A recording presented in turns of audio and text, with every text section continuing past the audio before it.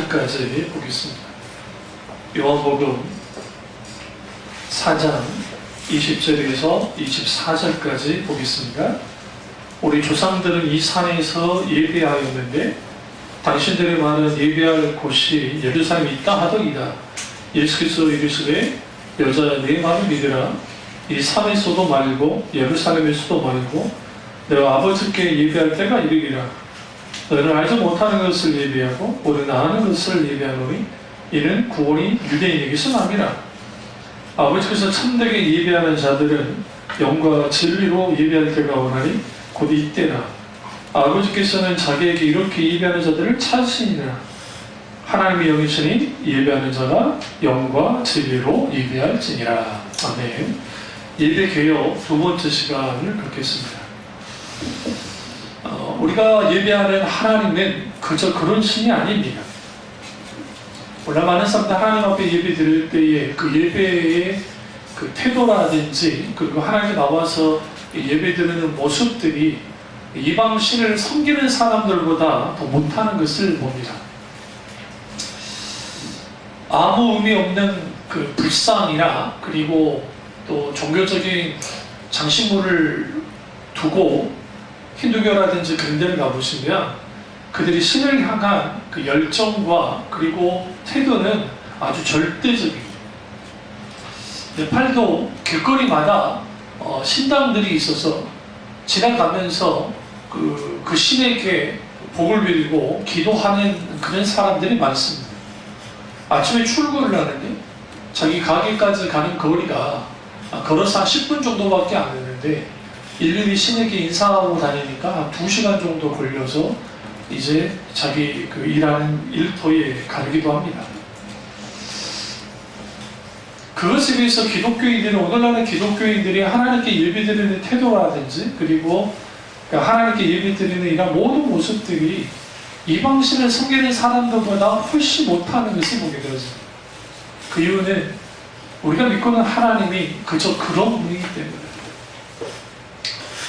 자, 들으십시오. 예배는 목사와 성도들과의 관계에서 드려지는 게 아니고 예배는 나 혼자 즐겁게 해서 드리는 게 아니라 예배는 철저하게 하나님과의 관계에서 드려지는 겁니다. 내가 하나님과 어떤 관계를 갖느냐에 따라서 우리는 하나님께 대하여 우리의 예배를 드리게 되어 있습니다. 하나님과 그저 그런 관계면 예배는 그저 그렇게 드리면 됩니다. 그리고 하나님이 나에 있어서 그렇게까지 중요한 분이 아니면 그 중요치 않게 예배 드리면 됩니다. 오늘날 현대인들이 하나님 주일 송수하는 것 자체도 문제가 생겨서 주일 송수 하나도 못하면서 하나님을 믿는다고 하는 사람들이 생각보다 많습니다. 자기들이 먹고 사는 문제라고 말을 하면서 그들에게 있어서의 하나님은 자기들의 입에 풀칠하는 것보다 못한 하나님이기 때문에 그렇습니다. 실제로 마땅히 주일에 나와서 하나님께 예배드려야 할 사람들이 돈 번다고 그런 일들에 집중하다가 정작 하나님께 예배하는 삶을 살지 못하는 사람들이 너무 많습니다. 물론 직업적으로 특수적인 직업들이 있습니다. 경찰이라든지 소방공무원이라든지 기타 등등 그러한 사람들은 이제 교도를 하면서 쉬고 의사는 말고 간호사 선생님들이나 그분들의 근거는 있지만 그래도 불구하고 주일 송수조차도 하지 못한 특히 유통업에 있는 사람들 주일 송수조차도 하지 못하면서 인생을 살겠다고 그리고 하나님을 믿겠다고 하는 사람들이 너무 많습니다. 불행한 거예요. 그러니까 대형교회에서 틀로 예배를 만들어낸 겁니다. 어떻게든 사람들을 끌어들이는 그런 일들이 왜 이렇게 벌어지는 건가? 하나님과의 관계에서 예배라는 것이 나만 좋으면 되는 거예요. 오늘날 교회들 착각을 한 거예요. 내가 신나고 내가 즐겁고 내가 감동받고 내가 기쁘면 그 예배는 은혜 받은 거예요. 그런데 하나님께서 영광 받으신다는 생각을 하지 않아요. 내게 있어서 어떻게 하나님 영광 받으실까? 깊이 생각하지 않습니다. 그래서 예배는 우리의 믿음의 정도만큼 예배를 드리게 되어 있습니다. 하나님을 아는 만큼 예배를 드리게 되어 있고, 하나님과의 관계가 어떠냐에 따라서 예배의 깊이가 달라집니다. 너무 바빠서 주일 예배 못 들어요. 그 사람 신앙 빵점이야. 목사님 먹고 살아야죠. 먹고 살아야죠. 그럼에도 불구하고 그렇기 때문에 많은 사람들이 착각하는 게 교회에 나와서 예배 들어주면 자동적으로 축복할 거라고 생각해요. 얼마나 믿음들이 대단한지.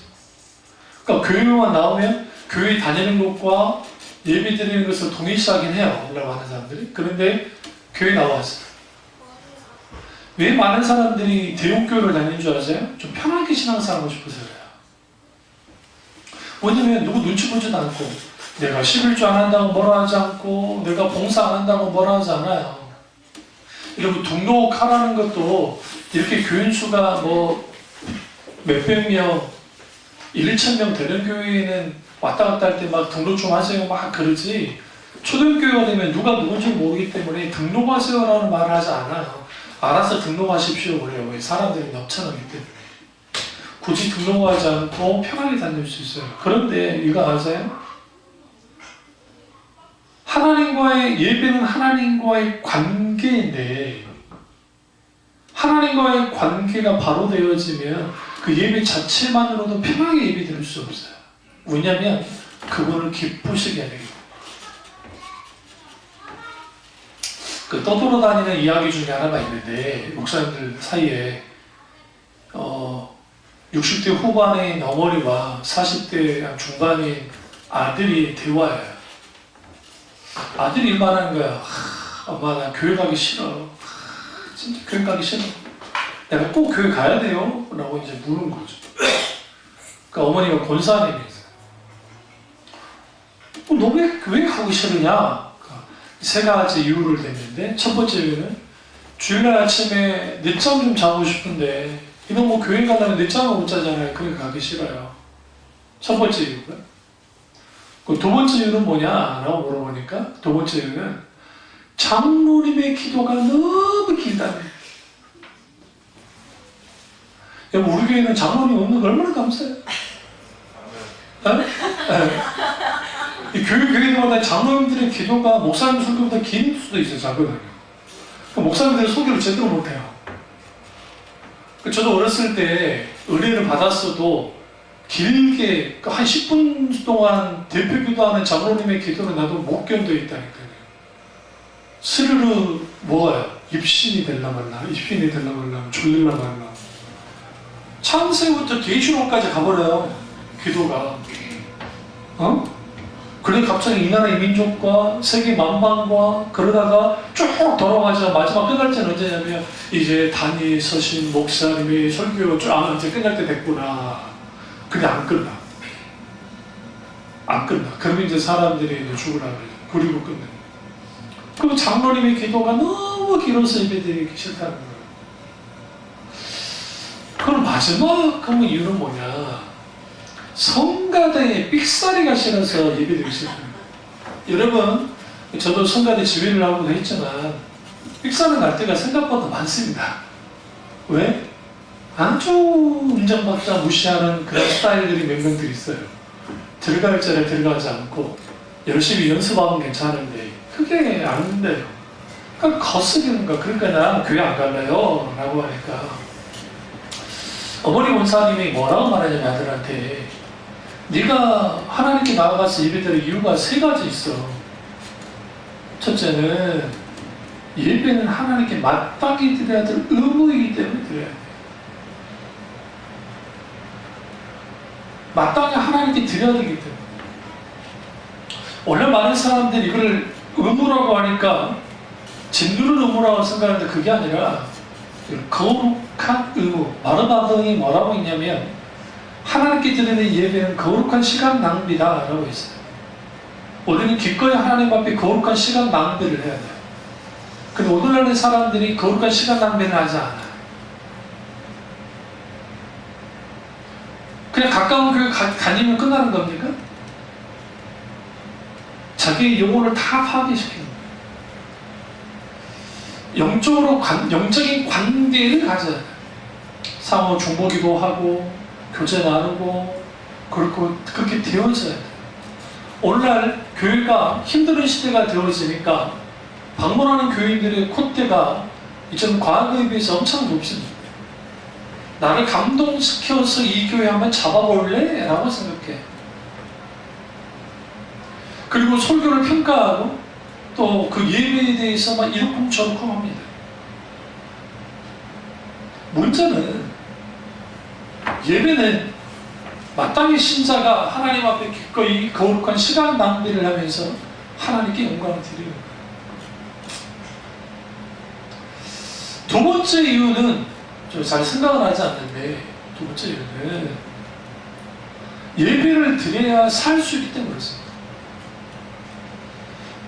오늘날 예배가 무너진 사람들이 일반적인 삶을 살 수 있을지 모르지만 진정한 영적인 삶을 살 수 없습니다. 예배 가운데 은혜를 받고 예배 가운데 힘을 얻고 예배 가운데 하나님께 영광 드리는 삶을 살아야 내 인생을 살아갈 수 있어요. 그럼 오늘날 예배 드리지 않아도 마땅히 살아가요. 돈을 쫓으며 명예를 쫓으며 뭔가를 쫓으며 배우들 중에 주일날 주일 송수하면서 그때는 무조건 촬영하지 않는 친구들 있잖아요. 정말 그 친구들 대단한 거예요. 누가 보면 광신이라 생각하십니까? 광신 안 해요. 메이저리그에서도 그 유명한 선수가 그런 친구도 있었어요. 실제로. 주일 송수. 그때는 빠진다. 그러니까 계약을 그렇게 해놓은 거예요. 주일날에는 안 한다. 그게 무슨 월드 시리즈 결승을 할지라도 가지 않는다. 그러니까 팬들은 욕을 하죠. 미친놈, 그거 한번 빠진데 날이 안 가니 안 가. 괜찮다. 나는 그게 중요한 게 아니라 나는 하나님께 영광을 드리기 위해서 야구를 하는 거지. 무슨 내가 월드 시리즈 우승하기 위해서 한 게 아니라 삶이 달라요. 그리고 태도가 달라요. 왜? 예배를 드려야 우리가 살아갈 수 있기 때문에, 숨 쉴 수 있기 때문에 그렇습니다. 마지막 이유는 네가 담임 목사니까 예배 드려야 된다. 지금 질문하는 그 아들이 담임 목사예요. 구교의 담임 목사. 이게 우스갯소리긴 한데 목사도 예배 드리기 싫어한다는 것을 비꼬는 거예요. 목사도 이 정도로 돼 하물며 교인들은 어떨까? 오늘날 하나님께 드리는 예배가 땅이 떨어져 버렸어요. 그리고 그 드려지는 예배가 자기에게 어떤 스타일이 아니면 어떤 것이 맞으면 막 예배를 잘 됐지만 자기에게 자기의 어떤 그 기질이 아니고 자기 스타일이 아니면 예배 드리지 않는 거예요. 그러다 보니까 예배가 자꾸만 어떻게 올라가냐면 공연이 되는 거예요. 공연 같은 예배가 되어지니까 사람들끼리는 푸닥거리를 하는데 정작 그 영광을 받으신 하나님의 뒷전을 밀려나는 일들이 교회마다 벌어지고 있습니다. 찬양을 할 때에도 찬송가, 우리는 이제 찬송가를 거의 잘 잘 부르진 않지만 그럼에도 불구하고 찬송가를 부르는 태도를 보시면 많은 교인들이 기계적으로 따라 불러요. 정말. 그리고 입으로만 막 합니다. 그것을 탈피하기 위해서 90년도 중후반에 이제 경배와 찬양이라는 것들이 교회마다 이제 이식이 되기 시작하면서 이게 2000년대 이후로는 대부분의 교회가 이제 교사가 좀 있으면 경배와 찬양을 한단 말이에요. 그걸 통해서 사람들의 분위기를 고조를 시켰는데 문제는 뭐냐면 재미있는 현상이 있는데 이렇게 경배 찬양할 때는 막 분위기가 막 달아올랐다가 띵띵띵 확 꺼져. 좋게 말하면 엄숙한 분위기고, 나쁘게 말하면 이제는 예전에 그 의식만 행하는 모습으로 탁 돌아갑니다. 그리고 그렇게 예배가 드려져요. 그런 예배 가운데 하나님이 받으시느냐? 당연히 받지 않으시죠. 그래서 오늘날 문제는 뭐냐면 이 예배가 왜 땅에 떨어져 버렸을까? 그 이유는 하나님과의 관계가 문제가 있기 때문이에요. 원래 하나님을 경험하지 못한 세대가 드리는 예배라는 것은 의식 그 이상도 그 이하가 아니에요. 하나님을 경험하는 세대들은 과거의 추억만 생각하면서 예배드리는 사람들이 생각보다 많아요. 지금 당장, 지금 현재 하나님 임재를 경험하고 하나님의 놀라운 역사를 경험하는 일들이 거의 사라져버렸어요. 그러다 보니까 예배는 철저하게 뭐가 되어져 버리냐면 이제는 그냥 나와서 드리고 목사님이 알아서 쿵짝쿵짝 다 하고 예배가 드려지면 그 예배는 끝나는 거예요. 그리고 돌아가요. 그럼 일주일 내내 성경이라도 보느냐? 보지도 않고 방송 설교라도 듣느냐? 듣지도 않고 그냥 완전히 프로 해체해진 상태를 살다가 다시 일주일이 돼서 주일날 예배하고 와요. 그리고 그렇게 하나님께 예배를 드린다고 합니다. 정작 하나님께 그렇게 예배를 드리는데 왜 내 자신이 하나님을 경험하는 것과 그리고 내 진정한 변화가 일어나지 않을까? 우리가 죽어 있기 때문에. 하나님의 임재와 말씀이 살아있고 우리의 찬양이 더욱더 깨어있으며 우리가 기도로서 하나님께 나아가기 시작할 때 우리 예배는 좀 달라져야 되죠. 안 되는 거예요. 오늘 이 서마리아 여인이 장소 문제에 대해서 말하고 있고 예수님은 장소 문제는 의미 없다라고 말합니다. 대형교회 같은 경우에서 예배를 드리면 예배 드릴 맛이 많은 이유가 건물이 주는 아주 좋은 분위기가 있습니다. 아시죠? 그리고 그런 분위기 속에서 예배를 드리면 예배 드리는 것 같은 느낌이 받아요. 그런 예수님은 어떤 건물이나 장소가 중요하지 않다고 주님 말씀해요. 그래서 예수님이 그녀에게 이 산도 아니고 저 산도 아니다 그런 데서 드리는 게 아니고 이제는 성령과 진리로 예배를 드릴 때가 올 것이다 하는 거예요. 그리고 우리는 뭐 해야 되느냐? 성령과 진리로 하나님께 예배를 드려야 되는데 그 성령과 진리로 예배를 드리려면 우리는 성령에게 민감하게 반응해야 되고 하나님의 말씀에 풍요로움이 있어야 되겠어요. 한 주간의 삶을 끌고 나가는 것이 하나님의 말씀이어야 되는데 여러분의 스케줄과 그리고 여러분의 일과에 따라서만 딱 움직여져 버리면 거기에 하나님을 만날 시간이 없단 말이에요. 왜 어떤 참 뛰어난 사람이 말씀 달력 같은 것을 만들어 놨겠어요? 생각해보세요. 구절 달력. 제가 여러분 다 선물해드렸잖아요. 그거 하나씩 넘겨서라도 구절으로 보라는 건데 그것도 쉽지 않잖아요. 저도 까바까바 읽고 넘어갈 때가 있는데 그것조차도 못지 않아요. 그거 얼마나 좋아요. 365일 계속 할 수 있게 되겠죠. 그럼 왜 그렇게 안 보는 줄 아세요? 내가 뭔가 감동을 주고 그럴싸한 구절들이면 막 볼 텐데 그것도 하루 이틀이지. 보는 구절, 그 구절이란 말이에요. 그러니까 별로 신경 쓰지 않는 거예요. 다시 말하면 삶을 무방비 상태에서 살았던 사람들이 나와서 하나님께 예배를 정말 멋지게 드리겠다고 하는 이러한 대담함이 어디로부터 나왔냐는 거예요. 불신앙이에요.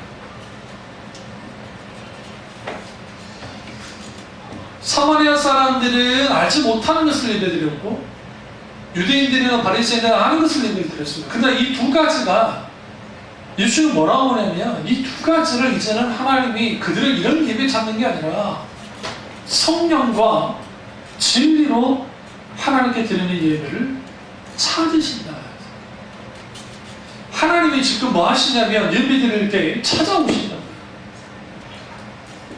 오늘날 교인들이 하나님께 예배 드릴 때 하나님이 우리에게 찾아오셔서 우리의 예배를 받으시고 우리 예배 가운데 교제하는 게 원한다는 사실에 대한 인식이 거의 없어요. 그냥 교회 나와서 주보 순서 들어가는 거예요. 사실 이 주보라는 게요, 이게 언제 생겼을까요? 여러분 생각할 때. 오늘 인생혁명이 나고 그 종이값이 싸니까 이게 별거 아닌데 그러잖아요.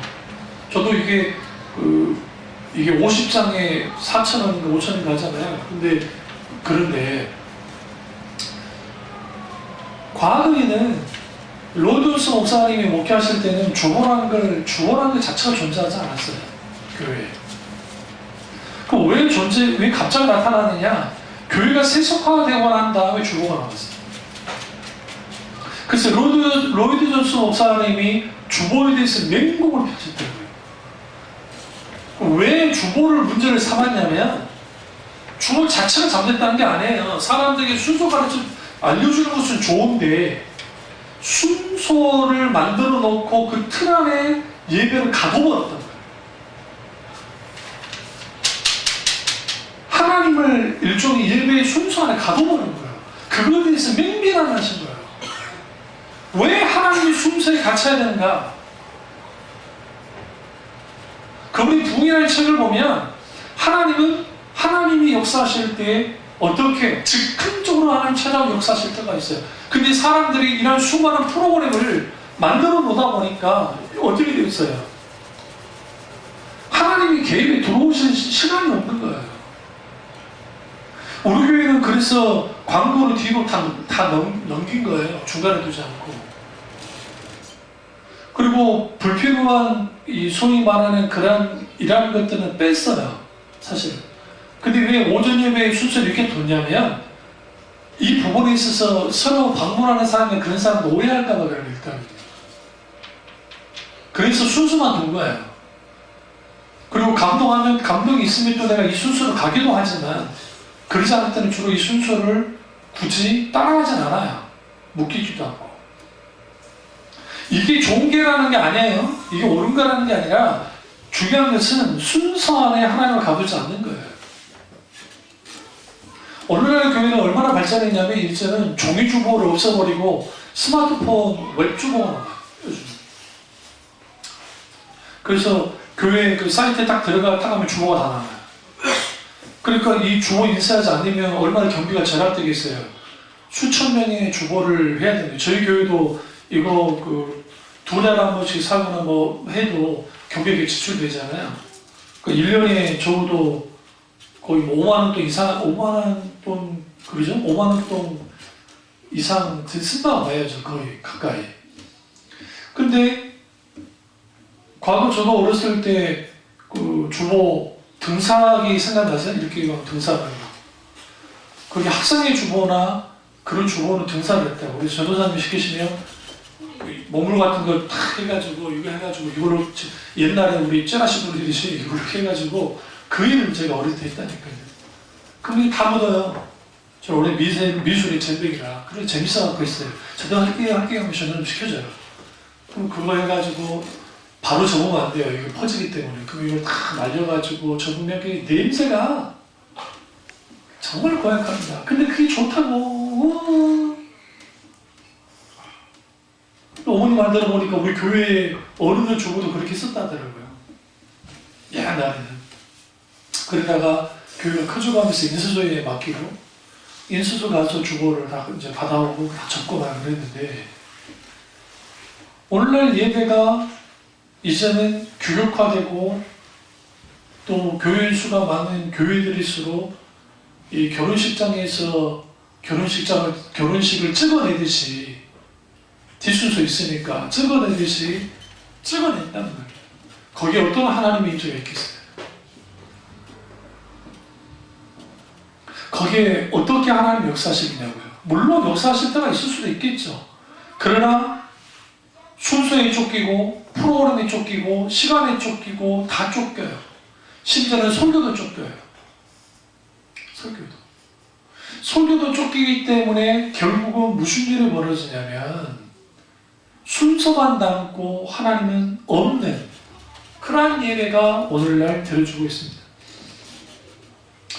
이것과 함께 더 큰 문제는 오늘날 많은 교인들이 예배에 무관심하다는 거예요. 어느 정도 무관심하냐면 하나님께 드리는 그 예배라는 것이 이제는 내가 드려도 되고 드리지 않아도 되는 것 중으로 생각해요. 그래서 1년 52주가 있는데 주일날 예배가 그 52주 중에 내가 가고 싶은 날 가고 하면 되지 라는 생각을 해요. 생각보다 많은 사람. 그럼 왜 그런 식의 하나님을 믿느냐? 그는 단 한 번도 살아서 역사하신 하나님을 경험한 적이 없어서 그래요. 그러니까 살아서 역사하신 하나님을 경험하는 사람들은 자기 성의를 바칠 수 있는 게 예배라는 걸 알아요. 그럼 그 예배가 삶까지 연결되어졌을 때 진정한 예배하는 삶을 살게 되는데 이게 다 무너져버려요. 그러면 여기서 아주 중요한 게 있는데 그게 뭐냐면 예배를 하는 사람, 성령과 진리로 예배할 때가 온다 하면서 하는 것도 중요한데 여기서 더 중요한 건 뭐냐면 참되게 예배하는 자들을 주님이 찾으시는 게 중요해요. 그게 23절에 아버지께서 참되게 예배하는 자들을 성령처럼 예배하죠? 예배하는 자들을 뭐하느니라? 찾으시니라. 자격이 이렇게 예배하는 자들, 성령과 진리로 예배한 자들을 찾는다. 이거를 좀 더 세련되게 말하면 하나님이 방문하신다는 거예요. 어디에 우리가 드리는 예배가? 그 방문하신 하나님과의 만남이 필요하고 그리고 그 속에서 아버지의 영광을 드려야 돼요. 오늘 많은 사람들이 우리가 하나님께 예배하는 그 행위에 많은 사람들이 초점을 맞춥니다. 우리는 정성을 들여서 예배를 드려야 돼. 뭔가 어떻게 해야 돼. 근데 중요한 것은 우리가 정성을 들이든 뭐든 그것도 중요하지만 더 중요한 건 뭐냐면 하나님이 받고자 하는 예배가 뭐냐가 중요해요. 여러분 생각에 한 2,000~3,000명이 되는 성가대가 빽빽이 서가지고 많은 예배를 하나님이 받기로 원한다고 생각하십니까? 뭐 베토벤의 교향곡부터 시작해서 합창부터 시작해서 뭐 하이딩이든 뭐든 아니 그런 것들은 하나님 받기로 원한다고 생각하세요? 재미있는 것은 신번영주의 영향을 받은 교회일수록 세력을 과시합니다. 다시 말하면 십자가의 복음과 그 진리의 말씀에 서 있는 교회들과 그렇지 않는 교회들의 특징들을 딱 들여다보시면 그러니까 어마어마한 숫자를 두고 성가대를 세워서 합니다. 근데 그들의 목적은 뭐냐면 이걸 통해서 내가 하나님께 영광을 드리겠다는 거예요. 그리고 그들이 정말 어떤 교회는 정말 영광을 드리는 것처럼 막 합니다. 근데 사람들이 뭘 감동하냐면 그 숫자의 어마어마함에 감동해요. 여러분이 예수님의 전당에 가서 이 오케스트라 공연을 보게 되실 때 악기 수 대비 감동 같아요. 그러니까 모르는 사람들이 이거 티켓이 싸 오케스트라에 와서 한데 근데 거기 보셔야 돼. 구성이 어떻게 되는지. 여러분 탬버린 막 흔들고 이거 뭐죠? 이게 트라이앵글인가? 그런 거 이거 별거 아닌 것 같잖아. 근데 이게 엄청납니다. 우리 생각에 왜 저 사람들이 저렇게 깼을까 생각하죠. 여러분 그 소리가 달라요. 제가 한번 그 어마어마한 숫자가 나오는 걸로 한번 그 공연을 한번 본 적이 있는데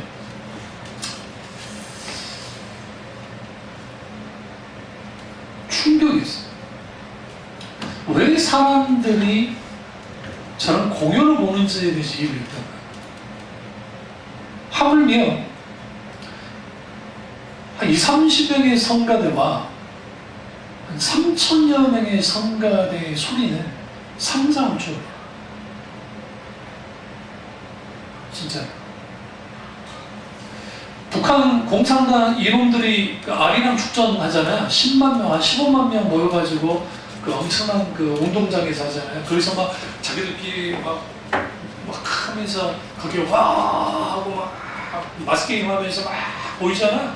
우리 생각에는 우리는 막 쉽게 생각하잖아요. 아, 저 미친놈들을 뭔 줄 알고 있어? 실제로 그걸 보고 온 사람들이 충격을 받는데 어느 정도 충격을 받냐면 너무 멋있다는 거야. 물론 거기에는 아이들을 학대를 하고 뭐 고생하고 고통 그 정말 잘못된 거지만 그냥 보는 것 자체로 보면 이게 어마어마한 숫자가 하는 마스게임이라는 게 이 상상을 초월하고 그리고 하는 거야. 우리 어렸을 때 마스게임 했죠? 초등학교 때 안 했나요?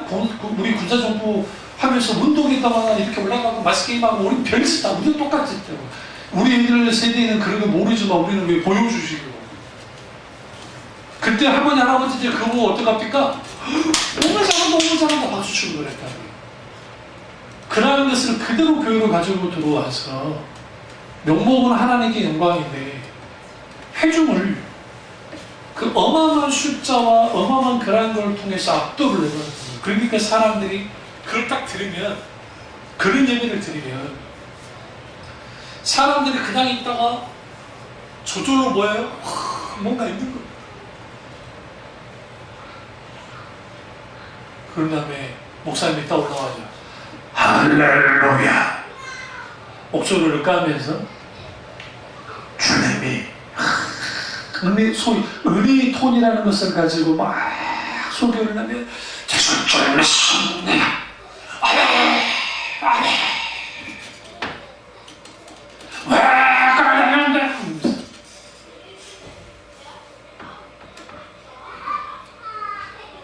그 사람들의 관심이 다 어디로 향하냐면 사람을 향해.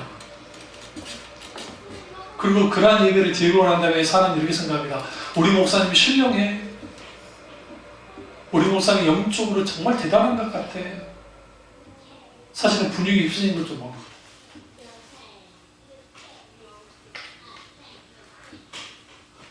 제가 그 찬양할 때 바이블레이션을 열하면 전 못 여는 사람이 아니에요.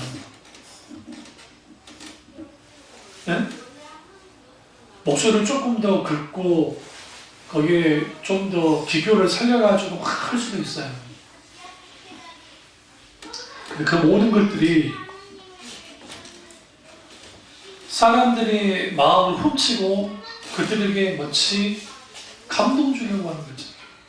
내가 앞에서 찬양 인도할 때는 사람들을 끌고 위한 게 아니라 하나님께 공감되는 거예요.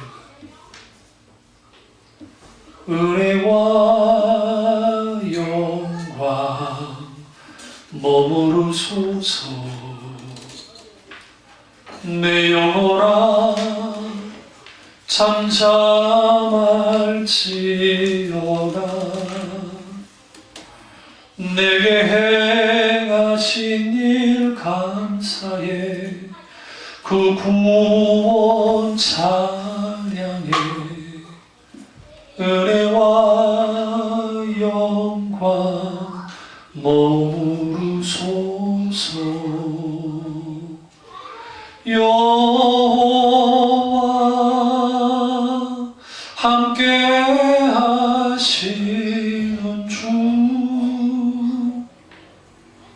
우리가 하나님과 예배드릴 때 나의 마음과 하나님의 마음이 같이 만나는 그런 접촉점이 필요합니다.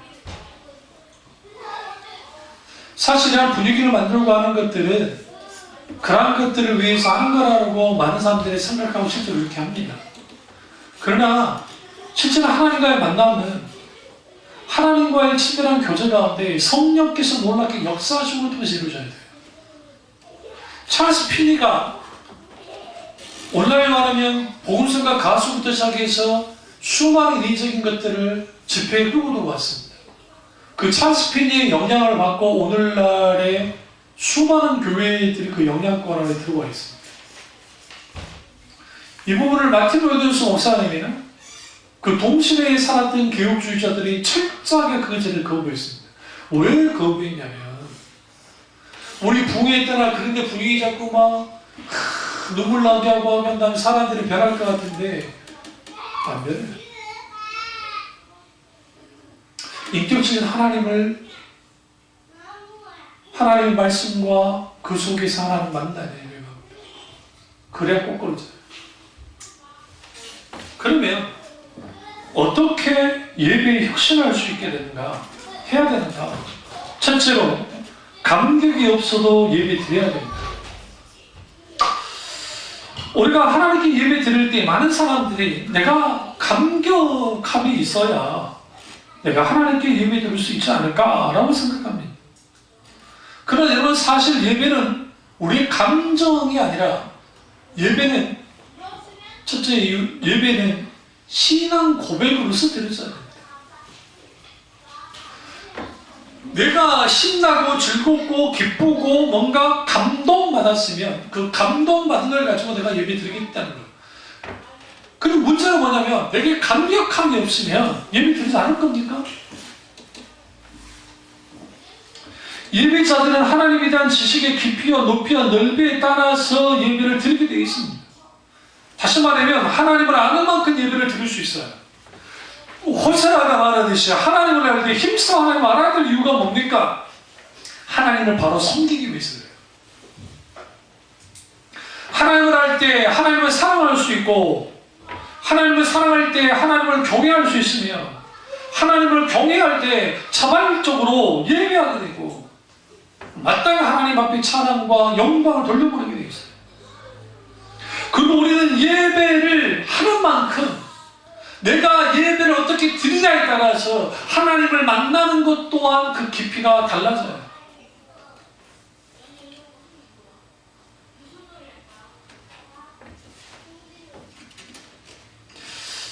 하나님을 모르고서는 예배를 드릴 수는 없지만 예배를 통해서 역설적인 예배를 통해서 하나님을 알게 되고 그리고 그분을 만나고 그분을 알아가게 되기도 합니다. 그래서 내게 은혜가 되지 않고 내가 아직 갈등이 있고 예배 드리는 데 대해 중요성을 모른다 할지라도 우리는 예배 드리려고 몸부림쳐야 돼요. 왜? 그 예배 가운데 하나님을 만나는 경우가 있기 때문에 그분을 알게 되게 돼요. 이게 아주 역설적이에요. 오늘날 예배가 매우 다양합니다.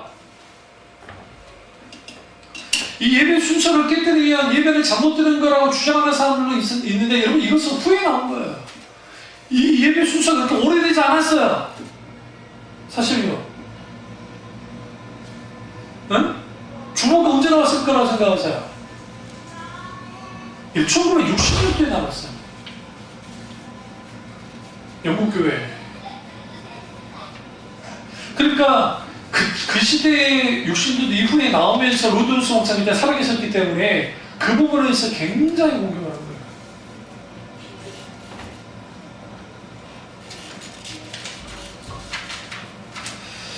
예배의 모든 순서는 쌍방향성입니다. 무슨 말이냐? 하나님을 향하고 나를 향하되 동시에 이웃을 향하기도 해요. 그러니까 예배는 철저하게 하나님을 향하기도 하지만 동시에 나를 향하기도 해요. 그리고 이웃을 향하기도 해요. 기도와 찬송은 당연히 하나님을 향합니다. 우리 예배, 실질적인 창조교회 예배의 마지막은 뭘로 끝나는 줄 아세요? 테이블 펴놓으시 식탁글자예요. 우리는 한국교회가 중식을 주는 문화, 여러분 세계 어느 교회가 예배 끝나고 밥을 줍니까? 네? 우리나라 외에는 없어요. 우리나라의 선교사님들이 그 선교사로 흩어지시잖아요. 거기서 똑같이 예배 끝나고 밥이 없으면 빵이라도 줘요. 가난한 나라에서 합니다. 왜 그러냐? 초대교회 예배가 바로 그랬어요. 모였어요. 그리고 예배 들었어요. 그리고 실질적으로 마지막을 뭐로 끝냈냐면 성찬 혹은 애찬으로 끝냈어요. 이게 테이블 펠로우십이에요. 식탁교사입니다. 그래서 우리 주보에 마지막 딱 이게 당구장 표시라고 놔두고 이게 해가지고 식탁교사라고 하는 이유가 이게 우리 마지막 그 교제감이 나오는 거예요. 준비하는 사람이나 같이 식사를 하는 사람이나 주님 안에서 음식을 나누는 거죠. 그래서 감격이 없어도 지속적으로 예배드릴 수 있는 예배자가 되어야 돼요. 그렇다고 무덤덤한 예배자가 되자는 말이 아닙니다. 우리가 예배를 드리는 늘 무덤덤합니까? 자기 신앙을 점검하셔요. 우리가 드리는 예배가 예배되는 것은 우리의 경험이나 종교적인 체험이 아니라 우리 예배가 되는 것은 하나님의 주권과 하나님의 약속입니다. 하나님 우리에게 찾아오셔서 하나님 되심을 드러내는 것이 예배 가운데 드러내기 때문에 그래서 하나님의 임재는 경험과 느낌보다는 약속을 믿는 믿음이 아주 중요해요. 소위 어노인팅, 기름 부음과 성령의 놀라운 역사에 노출되어 있다고 하는 그것에 대해서 추구하는 교회들이 어떤 실수를 했냐면 그 영적인 분위기를 막 조성을 하는 거예요. 그리고 소위 말하는 좀 뜨겁다는 교회들도 그 분위기를 조성을 해요. 그렇지 않는 교회들은 뭐냐면 그 위험, 그러니까 예배 드릴 때의 그 장엄함을 연출을 해요. 장엄함을. 그래서 오케스트라와 어마어마한 성가대와 엄청나게 높은 건물을 지어놓고 거기에서 음향시설과 그 다음에 조명을 쏘면서 거기서 하면 사람들이 그 장엄함을 느껴요. 그런데 그것은 하나님이 빼놓고도 다 느껴요. 심지어는 여러분이 열린 음악회 그 무슨 녹화장에 가도 그거 느껴요. 똑같이. 근데 왜 그렇게 하느냐? 그렇게 함을 통해 사람들의 감정을 예배드릴 수 있는 감정을 가지고 나가는 거예요. 그러니까 오늘날의 그 카톨릭의 그 어마어마한 건물들 있잖아요. 그 스테인드 글라스에 이렇게 서양 문명 안에 스테인드 글라스라는 건 존재하지 않았어요. 사실. 누구 영향 받았느냐? 이슬람 영향을 받았습니다. 페르시아. 그것도 실수로 만들어진 거예요. 스테인드 글라스가 원래 이슬람 왕국 안에서 이제 왕국을 치장을 하는데 어마어마한 유리로 장식품을 만들으라고 했어요. 이 사람이 대단한 사람인데 이걸 다 만들어내는데 실수로 와자자 깨져버립니다. 그런데 이 왕이 그냥 왕이 아니고 성기절이 지가 같은 왕이라 죽여버려요. 그러니까 이 사람이 이제 난연한 거 이거 어떻게 하면 좋냐. 금이 가버리고 이게 끝장이 났는데 아그로를 붙일 수는 있겠는데 붙여는 말할 것 같아. 그때 탁 떠오르는 게 뭐였냐면 색을 칠하자. 그랬다가 유리대 색을 칠한 거예요. 유리대가 색을 칠하고 처음부터 이렇게 만들었습니다 라고 하니까 나 왕이 너무 좋아하는 거야. 너 같은 놈 없다 진짜. 그런데 베네치아라든지 기타 등등 이런 그 상업하는 사람들이 거기 왔다 갔다 할 거잖아요. 그걸 완전히 반해버리는 거야. 그걸 그대로 가져온 게 유럽이라고요. 꽃은 어디서 피었느냐? 유럽에서 꽃을 피운 거야. 그게 오늘날 한국교회에 들어왔고 한국교회 큰 교회들 중에 아주 정신 나간 교회들이 스탠드 글라스로 교회 다 해놓은 사람들이 있어요. 기독교 서점에도 팔아요. 그러한 모습을 장 칼빈 스님이나 쯔분길리 이 목사님이 보셨으면 이거는 땅을 치고 그냥 통곡할 일이에요. 그럼 왜 그런 것들을 하느냐? 그렇게 해야 엄숙함과 장엄함이 연출된다고 생각해요. 기독교는 장소가 중요하지 않아요. 건물이 중요하지 않다고요. 예수님 그러잖아요. 성령과 진리를 예배드리는 게 중요해요. 그래서 우리는 아주 조심해야 될 게 뭐냐면 예배드릴 때의 어떤 경험과 느낌보다 더 중요한 것은 마땅히 예배 받으시는 하나님이 영광 받으시는 거예요. 내가 아직 감격이 없어도 마땅히 예배를 나가야 돼요. 여러분이 집에서 대판 부부싸움을 하고 어떤 문제가 있어도 마땅히 예배로 나와야 돼. 그런데 어떤 사람들은 자기 기분이 더럽고 잡친다고 얘가 안 나와. 아, 이 기분이 어떻게 예배 드리겠어? 그 기분으로 나와서 예배를 드려야 돼, 하나님. 그래야 하나님 만지시지. 있는 모습 그대로. 두 번째는 예배는 자기 만족이 아닙니다. 많은 사람들이 예배 드릴 때 자기도 모르게 자기 만족을 위해서 예배 드릴 때가 있습니다.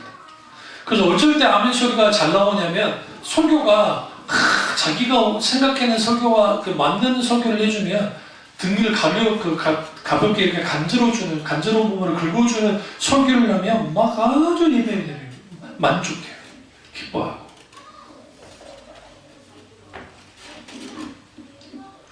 그러다 보니까 자기 만족이 중심이니까 예배가 어떻게 되느냐? 내가 중심이 되는 거예요. 예수 체험이라는 그 책이 있는데 원래 영어 그 제목은 Simply Jesus. 단순한 예수님. 근데 여기에서 이 책에서 그 세 번째 챕터에 주님인가 나인가라는 부분이 있어요. 27페이지에는요. 여기에 이렇게 말합니다. 이분이 이 책을 쓰신 분이요. 조셉 스토어이라는 분인데 이렇게 말해요. 인생의 어느 지점에 이르면 우리는 우리 존재의 중심이 주님인가 나인가를 파악해야만 한다. 젊었을 때는 몰라요. 내 중심으로 많이 살아요. 아직 실패를 경험한 적이 없기 때문에. 그러나 어느 시점 되어지면 내가 주님이 내 중심인지 내가 중심인지를 봐야 되는 거예요. 예배는 사람이 중심이 아니에요. 하나님이 중심이지. 근데 많은 사람들이 이 예배가 자기가 중심이 되다 보니까 자기가 듣고 싶은 찬양, 자기가 하고 싶은 찬양이 나오면 뭐 찬양을 잘하지만 안 하거든요. 나는 죽도록 찬송가만 해야 돼. 찬송가만 불러주면 막 갑자기 막 하다가 다른 찬양 나오면 안 해버려. 반대로 다른 찬양 잘하다가 찬송가 나오면 찬송가를 안 불러. 이거 둘 다 문제인 거예요. 심각하게.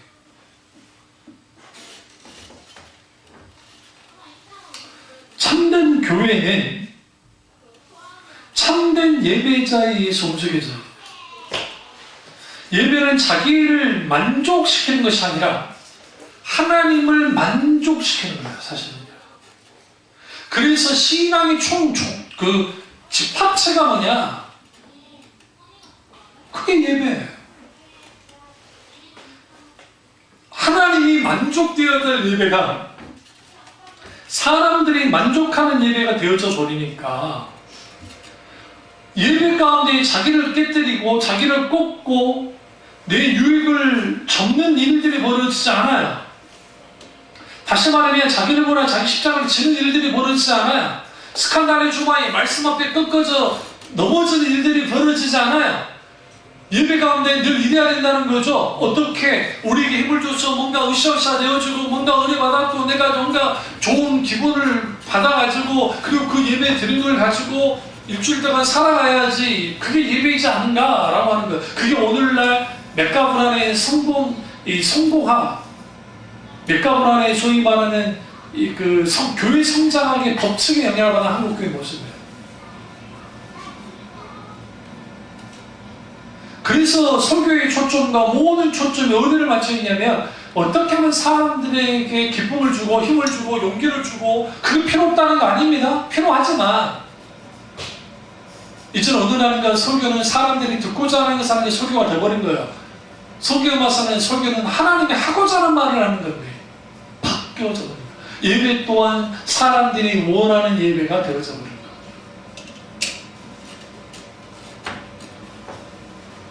그러다 보니까 예배가 뭐가 되어져 버리냐면 이제는 종교 오직 그 자체로 끝나버린 거예요. 그런데 히브리어로 예배가 아바드인데 그 아바다라는 뜻은 일하다, 작업하다, 섬기다, 봉사하다는 의미를 갖고 있습니다. 헬라어는 프로스페나이오라는 단어인데 여기 또 라트류라는 단어가 있는데 경배하다, 예배하다, 받들어 섬기다라는 의미가 있습니다. 결국은 예배는 뭐냐? 하나님 앞에 일하는 거야. 워크, 일이 뭐냐? 사역이 뭐냐? 하나님께 대하여 예배하는 거예요. 이것은 목사만이 아니라 모든 믿는 자들이 마땅히 하나님께 해야 됩니다. 영어로 예배를 워십이라고 합니다. 워십인데 이게 앵글로 섹스너 중에 지금 영어의 원형이 되는 그 고어 앵글로 섹스너에서 나온 겁니다. 근데 여기서 이 워십은 was 플러스 ship에서 나왔어요.